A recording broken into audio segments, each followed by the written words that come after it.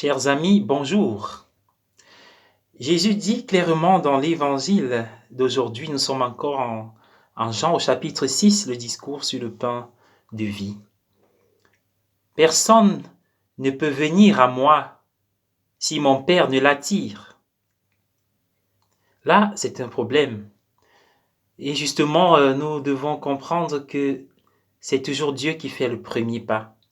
Est-ce à dire que Dieu parfois se refuse de se révéler à certaines personnes, d'attirer certaines personnes? Peut-être là n'est pas le problème. Le problème, c'est peut-être que beaucoup de nos concitoyens refusent de regarder vers Jésus, qui essaye de les attirer par tant et tant de signes et de signaux.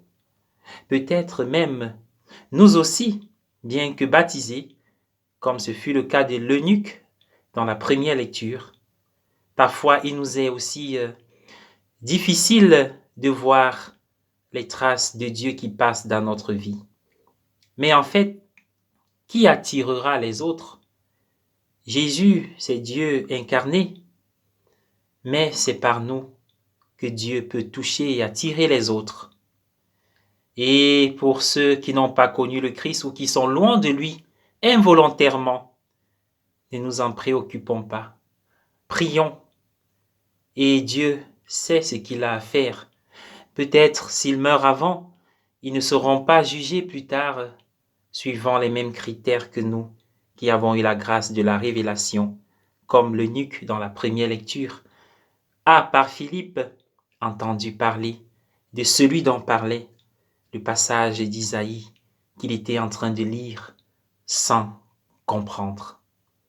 Jésus parle de la manne et de l'Eucharistie, c'est-à-dire son corps et son sang livrés pour nous.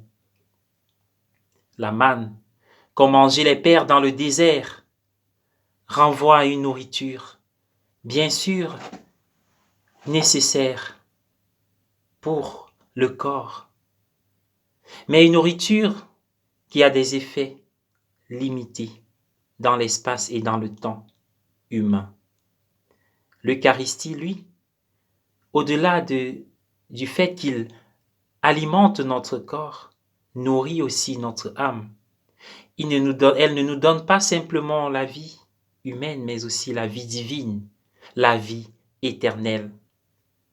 Dans notre vie, peut-être nous restons au niveau de la manne. Vos pères ont mangé la manne dans le désert et ils sont morts.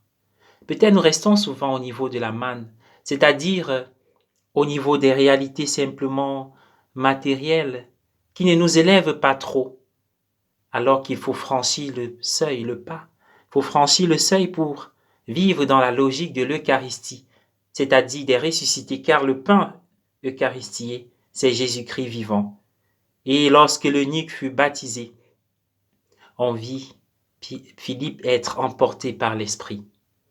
Relevons dans cet épisode de Philippe et de l'eunuque trois petites choses. La docilité à l'Esprit Saint. Philippe obéissait à la voix de l'Esprit.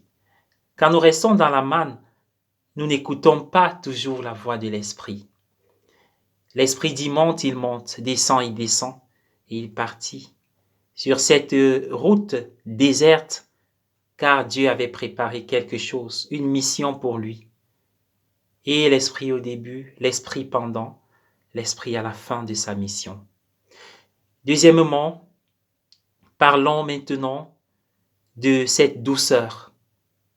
Philippe monte et s'assoit aux côtés de l'eunuque sans rien dire.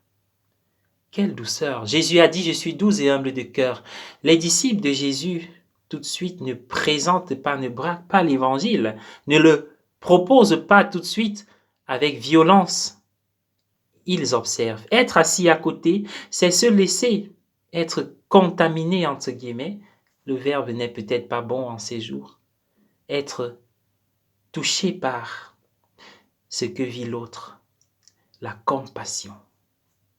Être assis, juste pour regarder, écouter. Cette écoute est déjà une première guérison. Et deuxièmement, la question de l'eunuque, c'est-à-dire celui qui dirigeait les trésors de la reine d'Éthiopie. Voici de l'eau. Qu'est-ce qui empêche que je sois baptisé? C'est une question que nous devons nous poser.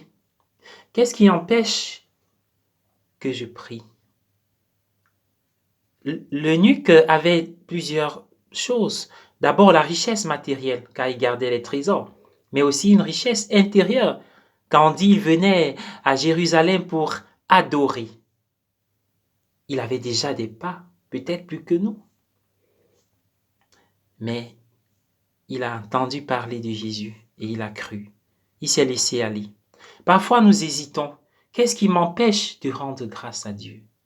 Qu'est-ce qui m'empêche de prier? Qu'est-ce qui m'empêche de pardonner? Oui, peut-être il va encore me blesser, mais pardonner, c'est ne pas le condamner. Qu'est-ce qui m'empêche de faire le premier pas, alors que c'est Jésus en moi qui fait le premier pas?